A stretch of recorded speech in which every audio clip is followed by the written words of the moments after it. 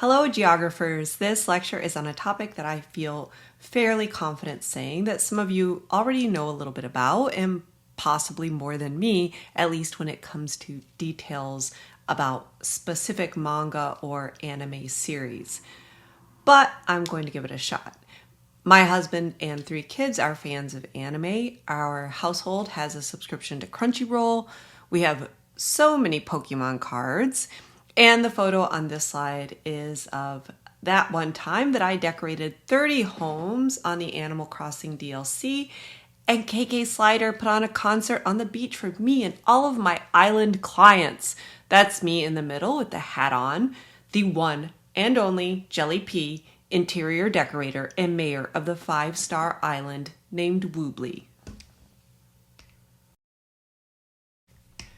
There are so many things I could have talked about for this lecture on East Asian culture. There's Nintendo's Mario series, including major hits like Super Mario Bros., Mario Kart, and Super Smash Bros. There's BTS, South Korea, and K-pop as an industry and a global cultural phenomenon. Hello Kitty, Spirited Away, Squid Game, Pokemon, Naruto, but in the end, I chose to focus on Japanese cultural expression, and this lecture... It's over 9,000! Okay, but before all that, let me introduce a couple of concepts. We haven't really broken down culture, what it means, and how it spreads. There are both tangible and intangible parts of culture. It is always shared, taught, or passed along. It changes things, how people see the world and how people see themselves in their community and how they communicate. And it's all encompassing. It spreads across and through values, beliefs, and practices. When an aspect of culture spreads, like religion or music or an innovation, that is called cultural diffusion. Nothing happens everywhere all at once to everyone. So elements of culture have to start and spread through various means of diffusion. Those who study culture organize it into 3 subsystems: ideological, technological, and sociological, and traits within those subsystems are classified as mentefacts, artifacts, and sociofacts. The ideological subsystem encompasses beliefs, the knowledge, values, and ideas about those beliefs, and their expression through language, writing, and other forms of communication. Abstract belief systems, which are often passed down through generations in things like books and stories, are traits of this subsystem called mentefacts. Spiritual beliefs, so religion, and language are the most basic cultural elements of this subsystem. The technological subsystem encompasses the material objects used in culture, as well as their associated methods and techniques. We rely on tools and appliances to produce, prepare, and eat food, perform work, travel for protection, and so on. The objects or the things that we employ to support our way of life are called artifacts. Agriculture, including farming implements and methods, is considered part of the technological subsystem of a culture. The sociological subsystem encompasses the accepted patterns of behavior and interaction within a population. Interpersonal relationships in the context of dating and mating, family life, employment, neighborhoods, education, and so on are filled with rituals that govern interaction in a group, so 2 or more people. A sociofact is a trait that shapes these interactions. A traditional American wedding ceremony between 2 people, which might include things like walking down an aisle, exchanging rings, a first dance, and cutting a cake, is considered a part of the sociological subsystem. In the context of what we are talking about in this lecture, a tankobon or published collection of manga like Weekly Shonen Jump would be considered an artifact in the technological subsystem. However, the beliefs, ideas, and knowledge shared in those books or stories also makes them mentefacts in the ideological subsystem. So really it depends on if you're talking about the book or the magazine itself or the story that is shared. There are 2 cultural elements that I'm going to talk about that have had an influence on Japanese storytelling through manga and video games, and those elements are art and religion. Imakimono or imaki are Japanese scrolls, read from left to right, that were written as part of a series. Unrolled, these scrolls could stretch on for 10, 15 feet, even more. Imakimono told stories that were humorous, sometimes irreverent or bawdy, and often poked fun at the upper class, very similar to manga. They were illustrated using smart strokes or economy of line so that characters were simple but recognizable, something that we still see today in characters like Hello Kitty and Pikachu. Choju Jinbutsu Giga and Shigesan Ingi are credited as two of the earliest examples of manga, with the first scrolls created in the 12th century. Choju Jinbutsu Giga, or scrolls of frolicking animals, we see early use of speed lines to show animals in motion, running, jumping, and interacting expressively. These animals are also anthropomorphic, which is another common theme in manga and anime. Shigesan Ingi is painted in the Otoko-e style, or men's pictures, which emphasizes movement, outdoor scenes, and spontaneous brushwork. This style is part of Yamato-e, a classical Japanese painting tradition which focuses on Japanese cultural themes and storytelling. Ukiyo-e woodblock prints were mass-produced and shared a similar aesthetic and approach to storytelling. The famous print, The Great Wave of Kanagawa, by Katsushika Hokusai, part of the series 36 Views of Mount Fuji, is a good example of this. Though simple and what some might consider value art, The Great Wave uses bold lines and dynamic composition along with a sort of narrative energy, which is also shared by manga. The last art form I will talk about is kamishibai, or paper theater. Kamishibai became popular in early 20th century Japan as stories often told on the street using illustrated boards to tell these stories. They were often episodic, featuring recurring characters, and even had cliffhangers. Popular heroes like Ogambat and Prince of Gamma were later adapted into manga series. So clearly, kamishibai had a strong influence on Japan's modern visual storytelling traditions.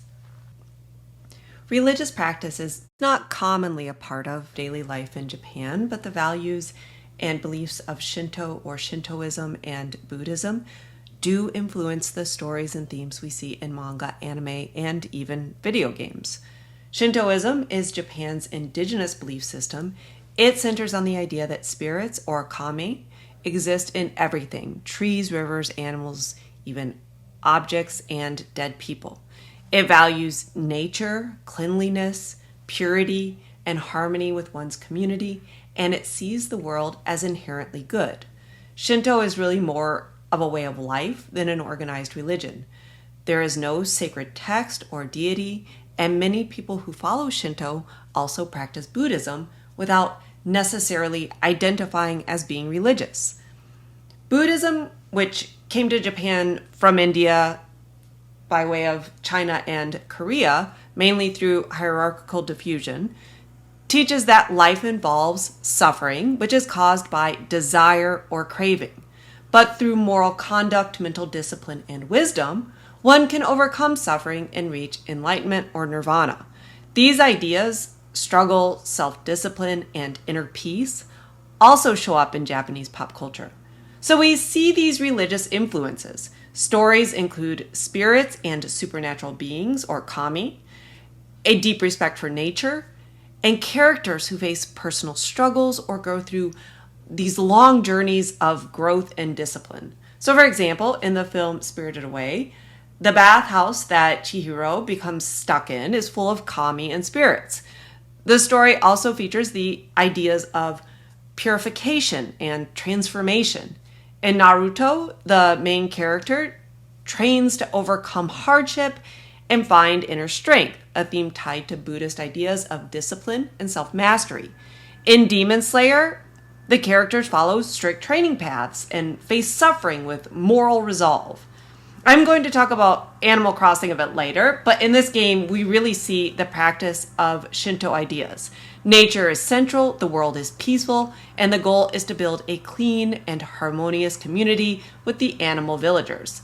These themes are not always religious in a formal sense, but they reflect cultural values that come from Japan's spiritual traditions. When we think about the spread of Japanese pop culture to the West, One Piece has to be in the conversation. Pokemon and Donkey Kong may have come first in terms of exports, but I want to focus on manga, and One Piece is a global cultural phenomenon. It is the best-selling manga series of all time, written and illustrated by Eiichiro Oda. It's also a classic example of shonen manga, which means it's targeted at younger boys and often features action, adventure, and themes of growth and friendship. Oda also said he was inspired by his favorite manga series, Dragon Ball Z. The series is known for its world building with well-developed islands, cultures, and, of course, moral dilemmas that mirror real-world issues. While One Piece is rooted in Japanese storytelling traditions, its universal themes and cast of characters have helped it reach audiences around the world. One Piece follows Luffy, a young pirate, on a quest to find the legendary treasure known as the One Piece. And along the way, he grows his crew, building strong bonds with his nakama, or close comrades. Oda has said he's not religious, but he appreciates the Buddhist aesthetic, and he draws inspiration from Japanese culture, especially the Edo period, which was a long period of stability and isolation leading up to the Meiji Restoration. We can see reflections of Japanese values in the series like perseverance, loyalty, and discipline, as well as themes of struggle and moral growth which connect to Buddhist ideals. The concept of nakama also reflects the importance of community and deep interpersonal bonds, which are central in Japanese society. One reason that manga series, including One Piece, have become such a powerful cultural force is because of the emotional layering. Both the art and storytelling tend to blend feelings of darkness, feelings of fear and sadness with lightness and humor. Similarly, manga tends to have slower pacing, especially early in the story. Contrast this with Marvel or DC, which tend to take a louder approach with a big scene and big characters to hook readers or watchers. The One Piece manga and anime series takes its time to build relationships, explore personal struggles, and show growth over long arcs. This slower pacing allows viewers to connect deeply with the characters, especially Luffy, whose unwavering sense of justice, loyalty, and resistance to oppression resonates with audiences around the world. This emotional connection makes One Piece feel participatory, like you are not just watching it, you are a part of it. In parts of Asia, countries like the Philippines and Indonesia, the straw hat flag has been adopted as a symbol of protest. People are using it to stand against moral corruption, the abuse of power, and oppression, seeing Luffy and his band of straw hat pirates as icons of resistance and integrity. The flag, a fictional emblem, has become a real-world symbol of hope and solidarity. When my daughter was in middle school, she watched One Piece. My niece loves manga and anime and has both read and watched the One Piece series, and my husband is a big fan of One Piece as well. Just by the global sales alone, it's pretty apparent that the reach of One Piece is so much greater than its target shonen demographic. Before I move on to Animal Crossing, I want to show you this YouTube animation of the top-selling manga series between 1997 and 2019 so that you can see just how many copies, digital and print, One Piece has sold alongside some other very popular series. Attack on Titan, Bleach, My Hero Academia, and so on.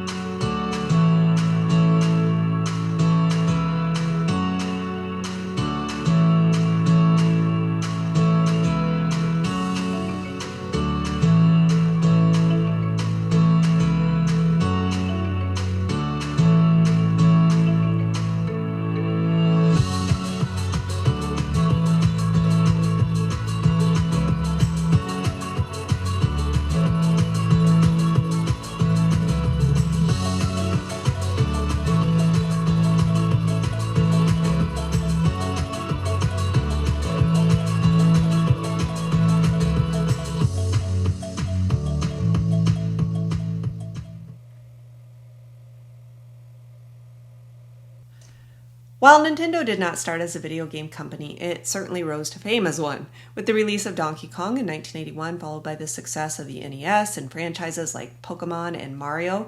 Nintendo solidified its position as one of the top video game companies in the world. On the list of the top 50 best-selling games of all time, it may surprise you that Animal Crossing New Horizons made the list. And I'm going to take just a moment to talk about it because it is not only one of my favorite games, but it also embodies several Japanese cultural traits. It came out in March of 2020, a time when the world certainly needed a place to interact that was safe, calm, and friendly. The Animal Crossing series actually started in 2001, and I think New Horizons is the fifth in the series. In Animal Crossing New Horizons, the person who starts the island is the mayor, and it is the mayor's job to build a pleasant, clean, and friendly community of villagers that is also aesthetically pleasing.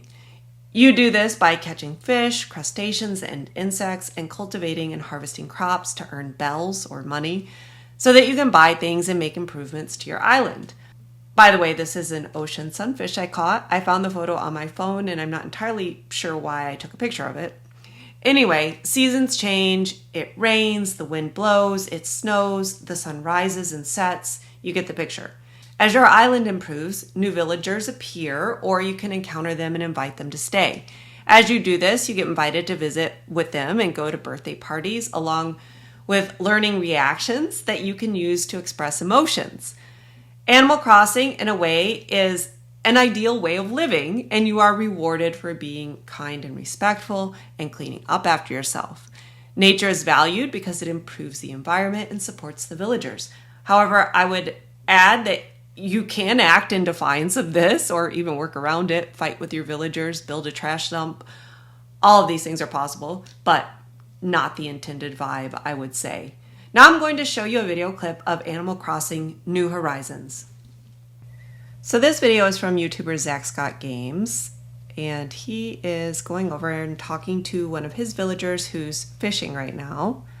So he's walking by a lot of weeds. There's his campsite, it looks like, or maybe where the city hall will be. This is another villager. This is Snake. Snake's like a workout guy. Now, you'll see that Snake's going to give Zach Scott's character a hat. You saw that the light bulb above the head. He's like, I have a gift for you. Oh, that's so nice. And then in turn, Zach Scott's character can give Snake a gift, or he can wear the hat that Snake gave him, and that makes Snake pretty happy. He can also show a reaction that he's received a hat and that he's happy about it. See there, he's going to wear the hat. And then if he sees Snake later, Snake will probably mention it because he'll be excited. Okay, and you can see all the weeds around him. Looks like he needs to do some weeding on his island, that's for sure. Okay, and then just there, he got Nook Miles for interacting with other villagers. Okay, so here he is walking by. There's the campsite. He's going to knock some oranges on the ground, put them in his pocket. He can actually take those and sell them for about... Oh, now he's doing some weeding. He can eat the orange, which will give him superpower to dig up the trees, or he can sell the oranges, or he can give the oranges to one of his villagers. Right now, it looks like he's just weeding, trying to keep the island looking nice and tidy. There's a butterfly. If he had a net, he could catch that. That's one of the Nooks walking around. Still weeding, you can actually get recipes and make things like wreaths and wall hangings and I think even like floor coverings from your weeds. Oh, there's Snake again, and he's wearing the hat that Snake gave him. That's exciting. Snake will be happy. Oh, he picked up a stick.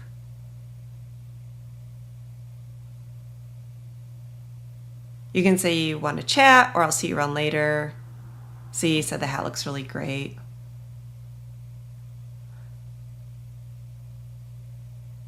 And really, that's all you need to do to keep your villagers happy and pick the weeds. For the remainder of this video, I'm going to focus on the manga industry and culture. Globally, sales of comics, manga included, have risen. Manga, as I have mentioned, has a global reach, and countries like France, China, Brazil, and the United States are all big consumers. Even in Japan, sales of comics have risen, today mostly sold in digital formats. You can also see the rise of anime in this graph of Crunchyroll subscribers. I know I've mentioned Crunchyroll already, but for those of you who are not familiar, it is a subscription-based anime streaming service. In the 3 years between 2021 and 2024, as you can see on this graph, the number of subscribers tripled from 5 million to 15 million. Incidentally, 2021 was the year that Sony purchased Crunchyroll. While manga and anime have risen to become global economic powerhouses, the labor force behind them remains a bit precarious. Becoming a mangaka or anime artist is a dream of many, but that doesn't mean it's a dream job. Most mangaka and their assistants are paid per page, often at low rates, with weekly series demanding somewhere around 15 or 20 pages and monthly ones about 30 or 40 on average. There is a relentless pressure to produce. The work often consumes nearly every waking hour, with some mangaka, even famous ones, reporting only having a few hours of time spent not working every day, and that's for everything else, including sleep.